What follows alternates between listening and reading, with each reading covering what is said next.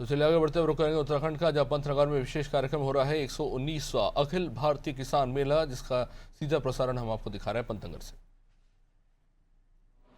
भाइयों एवं बहनों और साथ में हमारे बहुत सारे क्षेत्रों में जिनको विशिष्टताएं प्राप्त हैं, ऐसे सभी अतिथिगण, मीडिया के हमारे सभी मित्र, मैं सबसे पहले तो आप सभी का आज इस अखिल भारतीय किसान मेले एवं कृषि उद्योग प्रदर्शनी के अवसर पर मैं आप सभी का हृदय से स्वागत करता हूं, आप सबका अभिनंदन करता हूं।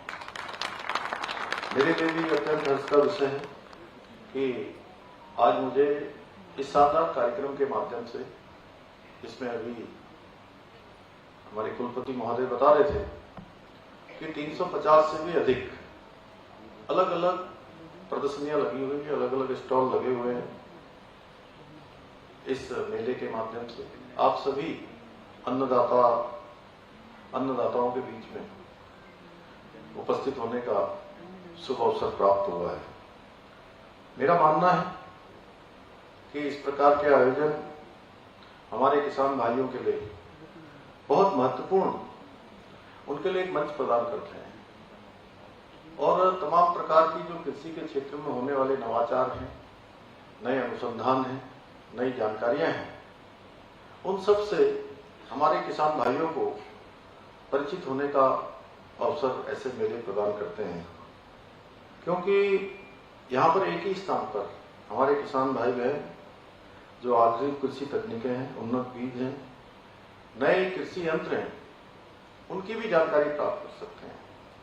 इसके अलावा उन्हें कृषि विशेषज्ञों से भी सीधे संवाद करने का और परस्पर अनुभवों को साझा करने का मौका मिलता है। मुझे पूरा विश्वास है कि इस मेले में प्रदर्शित आधुनिक तकनीकें, नवाचार हमारे किसान भाइयों के लिए बेहद लाभकारी होंगी और काफी उपयोगी उनके लिए साबित होंगी। मेरे किसान भाई बहनों, आप लोग देश के अन्नदाता ही नहीं हैं, बल्कि देश के वीर सैनिकों के भांति हमारे देश और समाज के असली नायक हैं, जो लगातार अपना खून पसीना बहाकर लोगों को अन्न उपलब्ध कराने का काम करते हैं। और आपकी मेहनत से, आपकी लगन से और समर्पण से ही हमारा देश, प्रदेश समृद्ध बनता है। और आपकी यही मेहनत और समर्पण आप देश को समृद्ध बनाने में बहुत महत्वपूर्ण योगदान दे रहा है।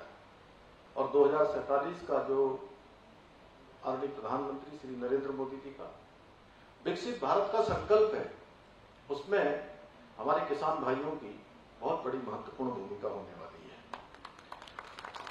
आज भारत का किसान बहुत ताकत से अपना काम कर रहा है और किसानों की ताकत से भारत आगे बढ़ रहा है।